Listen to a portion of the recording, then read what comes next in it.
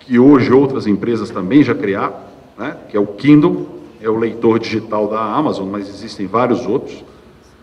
E no futuro, o mesmo conteúdo que está aqui, ele vai predominar nesse tipo de aparelho. Mas o livro, como nós conhecemos, não deixará de existir. Mas se proveu uma nova forma de ler livros, para uma nova geração que vem por aí. Aqui nós temos dois produtos que muitos de nós aqui nessa sala convivemos com eles. Isso aqui é o quê? Quem se lembra disso aqui? Um carburador? Não, é um carburador Solex. Nós temos que... Solex, era a marca líder. Eu lembro que meu pai tinha uma Brasília e meu programa de sábado à tarde era lavar o carro dele. Eu desmontava essa geringonça aqui para mexer num parafusinho chamado giglê, para passar mais gasolina para o carro andar mais, olha só. E ele, claro, me emprestava o carro sábado à noite para eu sair. A Solex, ela não é fabricante do aparelho ou do aparato que substituiu o carburador, que é a injeção eletrônica. Os líderes de mercado desse produto, injeção eletrônica, são a Magnete Marelli e a Bosch. Por que a Solex não acompanhou esse mercado e essa mudança? Ou esse aparelho aqui, que é um pager, né? A Motorola foi líder de mercado absoluta naquele serviço de telemensagem. Você recebia aqui uma mensagem e aí você ligava para uma central para receber algum recado. E a Motorola perdeu o bonde da história para a Nokia, que foi líder mundial na fabricação de celulares, que foi o aparelho que substituiu isso aí, por muito tempo. Hoje a situação está se revertendo, mas por muitos anos a Nokia esteve à frente da Motorola.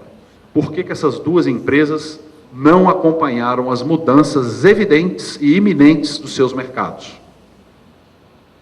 Na verdade, eu creio que a pergunta que elas não se fizeram é se eles poderiam guiar o mercado e mudar as regras do jogo, ou se seriam guiados pelo mercado.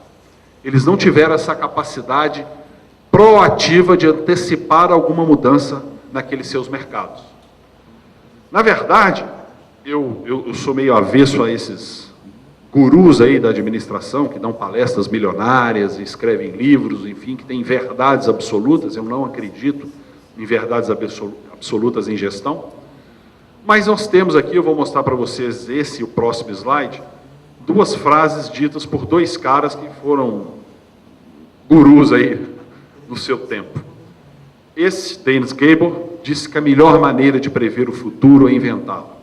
Se você receber na sua casa uma mala direta, um convite para ir numa palestra ou fazer um curso, e eles usarem essa frase, a melhor maneira de prever o futuro é inventá-la, desconfie, né? Eu pergunto, quem acredita nisso aqui como verdade absoluta? Por favor, levante a mão. Também, depois de eu falar isso, você ia ficar com vergonha de levantar a mão. Esse segundo cara falou isso: não há evidências de que os vencedores são aqueles que conseguem prever o futuro. Eles são melhores em se preparar para o que der e vier. Proatividade não tem a ver, antecipação de mercado, não tem a ver com adivinhação. Tem a ver com preparação. Como eu estou preparado para lidar com essas mudanças iminentes que o mercado está me impondo?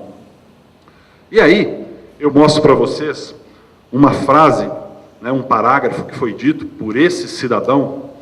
Vejam que é um comandante de navio com a barba branca, né, uma barba branca impecável, uma farda. Como dizia o comandante Rolim quando era vivo, a melhor combinação possível para quem anda de avião é comandante velho e avião novo, né? A maior segurança que um passageiro pode ter. Aqui também, navio novo e comandante velho.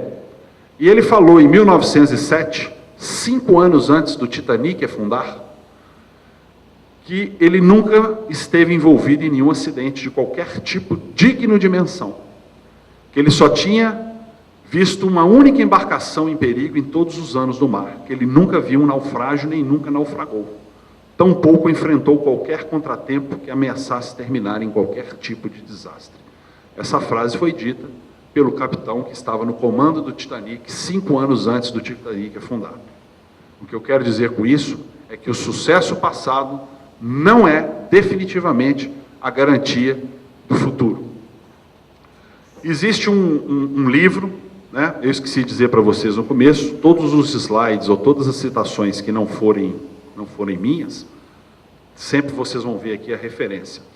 Esse efeito Peru aqui é a ave, não é o país, ele está descrito num livro que chama-se A Lógica do Cisne Negro.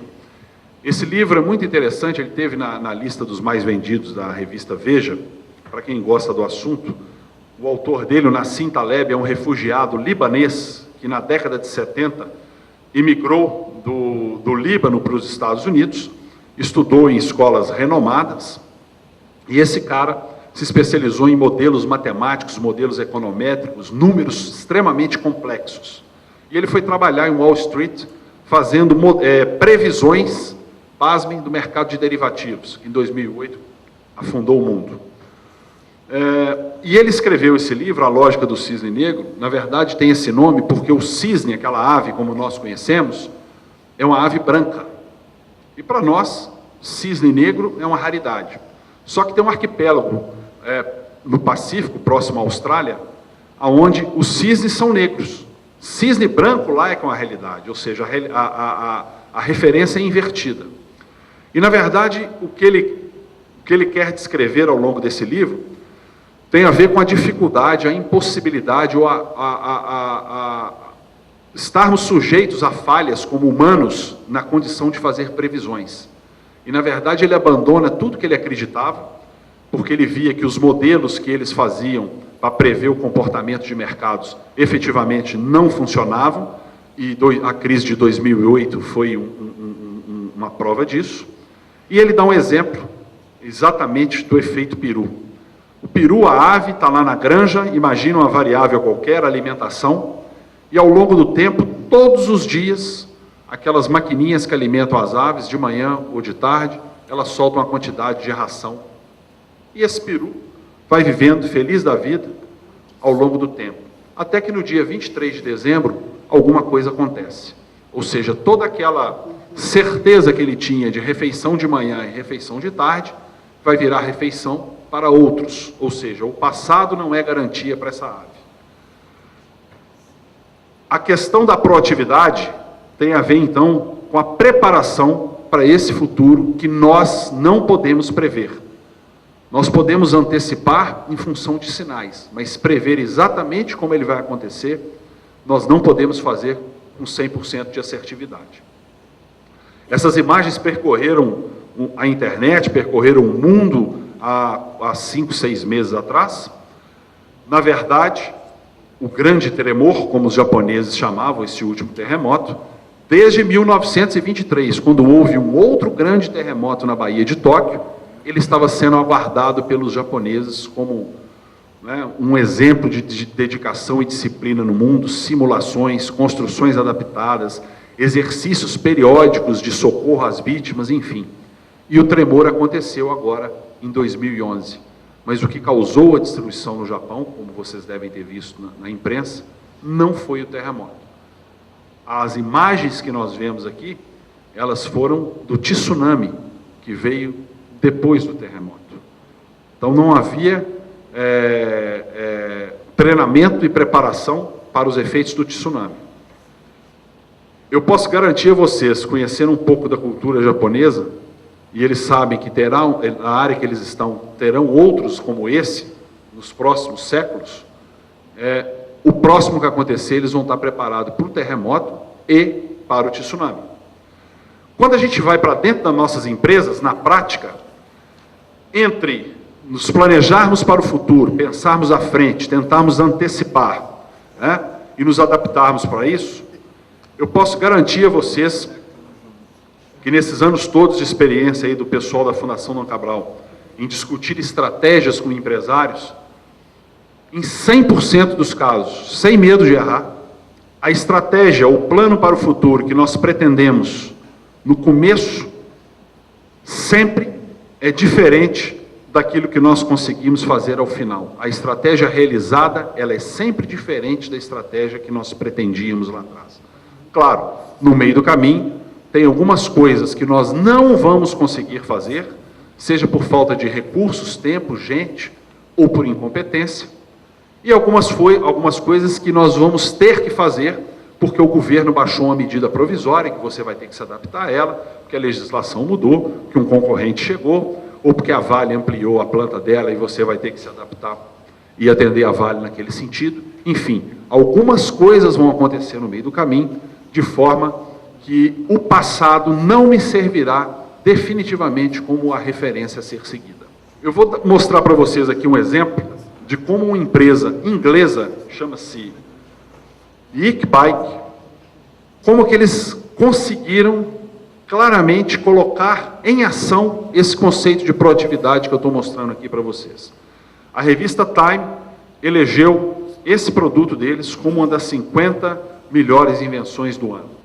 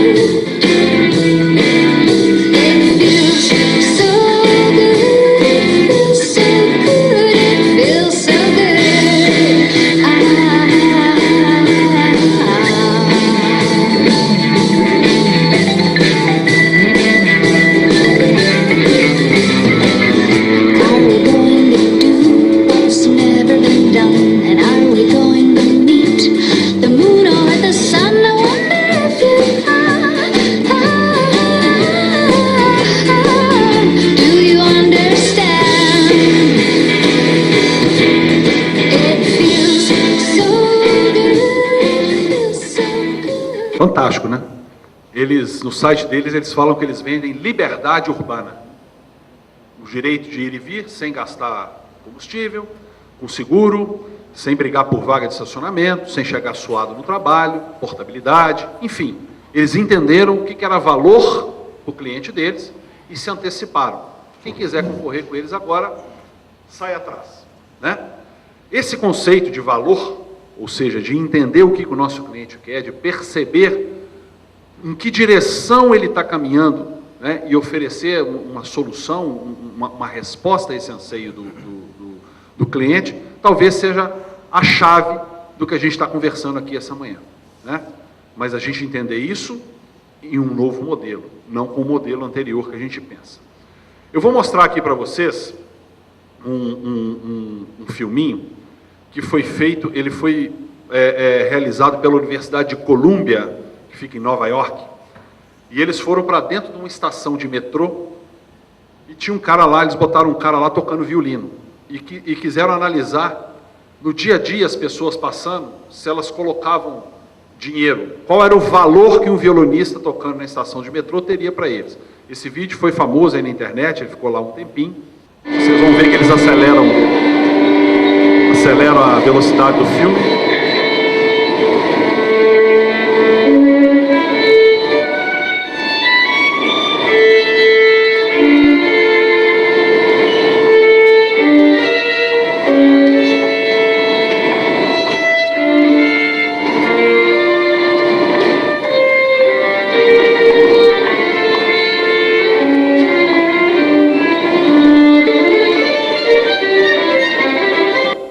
Bem, é isso aí.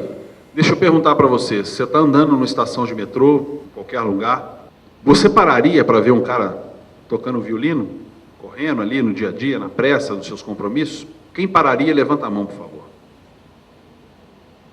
Essas pessoas, essas 4 ou 5 pessoas que levantaram a mão, provavelmente elas têm alguma ligação, algum gosto com a música, há algum valor para elas nisso que as fariam parar.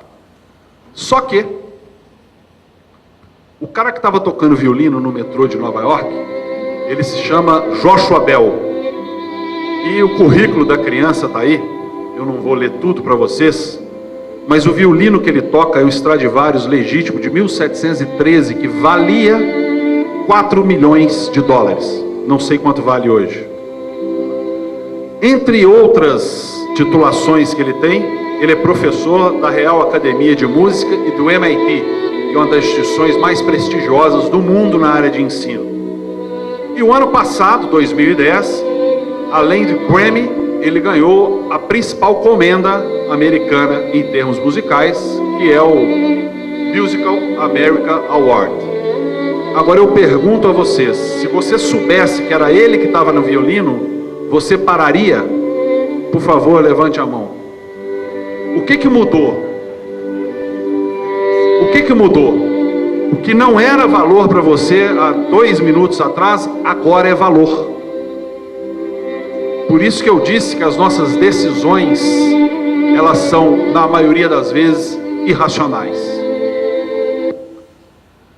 Na verdade, o conceito de valor que a gente está aqui discutindo tem a ver com a percepção que nós temos sobre a importância de um determinado pacote de benefício. E, de repente, você saber que aquele cara é o maior violinista vivo do mundo, ele pode, na verdade, ser para você uma percepção diferente do valor que você possa ter em relação ao que está acontecendo. Na verdade, valor é uma equação de custo-benefício entre o esforço que nós vamos ter para adquirir algo, e o esforço aqui tem a ver não só com preço, tem a ver com custo psíquico. Tente ligar para a central do seu cartão de crédito ou para a Sky e cancelar a sua assinatura de TV. E você vai entender o que é esforço psíquico. Ou o valor do produto, não só naquilo que ele te oferece, mas também em relação à imagem que ele possa trazer para você. O Jack Welch, que foi um dos executivos mais consagrados do mundo, ele fez isso muito bem num dos exemplos da GE, que é a maior fabricante de locomotivas do mundo, ao entender que quem compra, o transportador que compra uma locomotiva, diferentemente de nós, ele não está preocupado se aquela locomotiva é 2011, se ela tem ABS, banco de couro, né? Os atributos de valor na compra de uma locomotiva são diferentes na compra de um carro, de um caminhão ou de uma aeronave. Na verdade, ele entendeu que quem compra uma locomotiva está interessado em transportar um determinado volume de carga do ponto A para o ponto B, no menor tempo possível e ao menor preço possível. Ao entender isso, ele, ao invés de vender locomotivas, ele passou a vender um pacote de serviços, que inclui a gestão do transporte. Ele entra na cadeia de valor do cliente e passa a gerir, junto com o cliente, as suas demandas por transporte. Ele garante a manutenção daquele equipamento. Então você compra a locomotiva com um pacote de manutenção. E ele te dá a garantia que se uma dessas locomotivas nos Estados Unidos, da costa leste à costa oeste, apresentar algum defeito, em 8 horas, uma outra locomotiva engata no seu comboio, a sua carga vai embora e aquela locomotiva vai ser recolhida para manutenção. Ele então entendeu qual era a demanda, o valor e ofereceu uma solução para isso. Na verdade, a vida inteira a gente ficou ouvindo falar do Henry Ford com o modelo T, só pode ser preto, etc, etc. Vocês já estão cansados de ouvir essa história. Mas o fato, o que dá mais inteligência a essa questão da Ford com a GM, não é que o Ford oferecia um carro desde que fosse preto. É o contrário. É o Sloan, que era o CEO, né, o presidente da GM, que ele entendeu, né, e esse foi o slogan da GM, um carro para cada bolso e para cada propósito. Ou seja, se eu sou um pouco mais pobre, eu vou ter um carro básico para o transporte. Mas se eu tiver mais dinheiro, eu posso ir subindo, passando nas famosas linhas, né? Eu saio lá da linha mais básica, que é a Chevrolet, e vou para a Camaro, o Buick, e aí para cima. aonde ele vai acrescentando ofertas de valor no carro. Na verdade, ele que era um cara que respeitava muito Ford e chamava ele de mestre, ele fala que o velho mestre não conseguiu lidar com a mudança. Ele não conseguiu ser proativo e ficou no basicão. O fato é que a GM passou, em 1924, ela passou a Ford e assumiu a liderança de mercado, do mercado americano, o maior mercado do mundo, e ela só veio a perder essa liderança em 2008, com a crise, que ela foi obrigada a recorrer ao governo, e a Ford não. A Ford passou ilesa na crise. Mas até então, a GM foi líder de mercado. Para quem gosta de livros de gestão, eu recomendo esse livro, Meus Anos com a General Motors, onde ele conta exatamente essa trajetória dele e essa briga entre GM e Ford. Na verdade, os carros da GM, eles não eram melhor que os da Ford, mas, na verdade, ele conseguiu entender melhor quais eram as circunstâncias que afetavam a decisão do cliente. E aí a gente entra no segundo ponto da nossa conversa aqui, né, que é o conceito de circunstância. Na verdade, circunstância tem a ver, por exemplo, com o que aconteceu em Cajamarca, em 1532, quando esse cidadão, um espanhol chamado Pizarro, se encontrou com o imperador inca Atahualpa. Para quem gosta de história, há controvérsias nos livros, mas diz que o exército dele tinha entre 150 e 200 homens. E o exército inca tinha entre 60 mil e 80 mil. Aí nós nos perguntamos, como que um exército de 150 a 200 pessoas pode vencer um exército de 60 mil pessoas? Na verdade, a circunstância que envolveu esse fato histórico, basicamente duas. A primeira é que chegou aos ouvidos dele o que tinha acontecido alguns anos antes no país vizinho, onde é o atual México, quando o Cortés derrotou Montezuma, que era um outro imperador, só que azteca, e, na verdade, por uma epidemia de doenças que os europeus trouxeram e milhares de nativos morreram. E depois que esses caras chegaram montados a cavalo, e eles nunca tinham visto um cavalo na vida. E eles acharam que aquilo era obra dos deuses, e esse imperador, então, se curvou ao que ele achava que era um deus qualquer. E aí ele foi sequestrado, morto, e os espanhóis dominaram o que é hoje o país Peru. É a circunstância. Quem já foi lá sabe do que eu estou falando, conhece. Essas fotos a seguir são do Palácio de Versalhes, uma obra-prima do Barroco, né, que fica nos arredores de Paris. Realmente, um palácio magnífico, à altura do ego dos reis que lá viveram, com fontes, esculturas, mármores, lustres, mobílias, enfim, um primor. A questão que está por trás dessas fotos que eu estou mostrando para vocês, passa por aqui. Um palácio com essa pompa e circunstância, tinha 700 quartos, 2.000 janelas, 1.350 lareiras, e não tinha nenhum banheiro. Não sou eu que estou falando, a fonte está aqui embaixo. A questão é, as pessoas que lá viviam fazem as mesmas coisas que nós hoje fazemos. Embaixo de cada uma dessas 2.000 janelas, existia um sistema inteligente de canaletas, onde o cidadão fazia suas necessidades num artefato que hoje a gente conhece como penico, eu não sei se aqui é a mesma palavra, lá em Minas Gerais é pinico, e jogava aquilo por essas 2.000 janelas, ele jogava aquilo na canaleta e a coisa ia embora.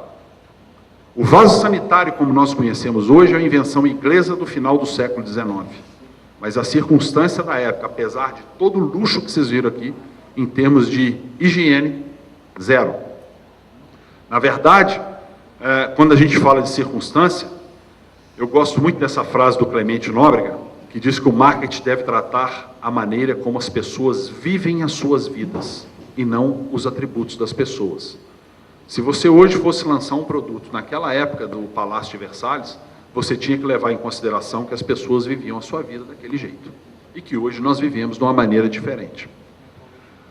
Existe uma cadeia de lanchonetes nos metrôs de Nova York, eu gosto muito desse exemplo, porque ele retrata exatamente como que um consumidor consome o mesmo produto no mesmo dia de duas maneiras diferentes, né?